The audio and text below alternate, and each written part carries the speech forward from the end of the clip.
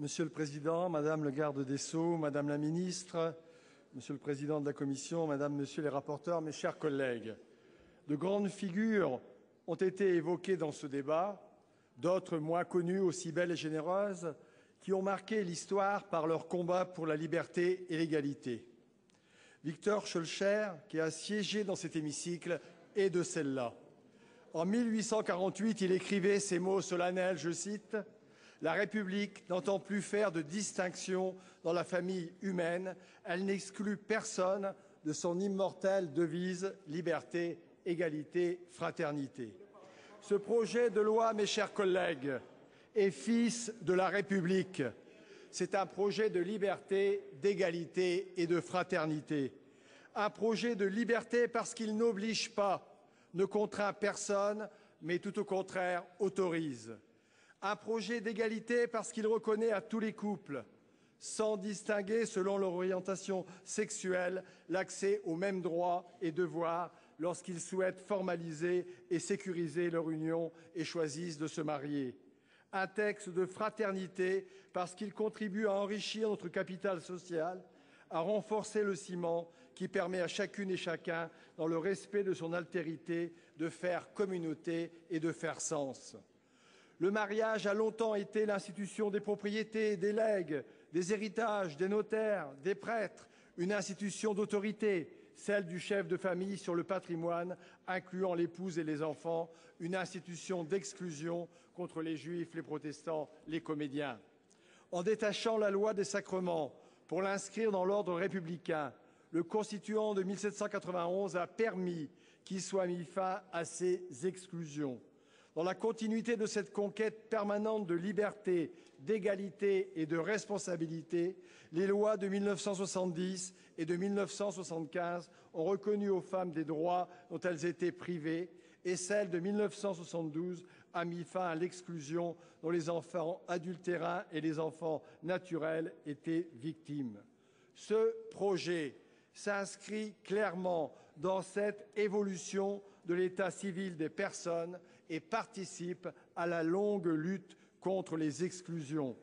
Il est la suite logique de l'émancipation progressive du législateur, de l'empreinte religieuse, patriarcale et discriminatoire, et nous propose de mettre fin à l'exclusion des personnes homosexuelles du mariage et de l'adoption. Exclusion que condamne la Cour européenne des droits de l'homme et qu'aucun principe fondamental de notre ordre républicain ne légitime. Les conséquences de cette exclusion sont en effet souvent dramatiques pour nos concitoyens. Le PACS, à cet égard, s'est révélé tout à fait insuffisant, malgré les améliorations apportées en 2006 avec le maintien du domicile commun au profit du partenaire survivant durant une année après le décès.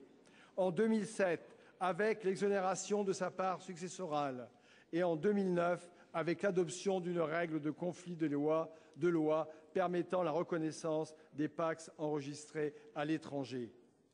Comment accepter que pour la seule raison de leur orientation sexuelle, des personnes que le mode de vie ne distingue pas de toutes les autres continuent à être privées du droit à pension de réversion, bien qu'elles en remplissent toutes les conditions de fond, qu'elles soient, pour la même raison, privées des droits à majoration d'assurance versés à raison de l'incidence sur leur carrière de la naissance et ou de l'éducation de leurs enfants, privées du droit à indemnisation du congé d'adoption, que des orphelins soient privés de la rente due aux enfants de victimes d'accidents mortels du travail. Pourquoi certains enfants sont-ils privés du bénéfice de l'exercice de l'autorité parentale de personnes qui les aiment, assument leurs charges, les élèvent sans en avoir le droit?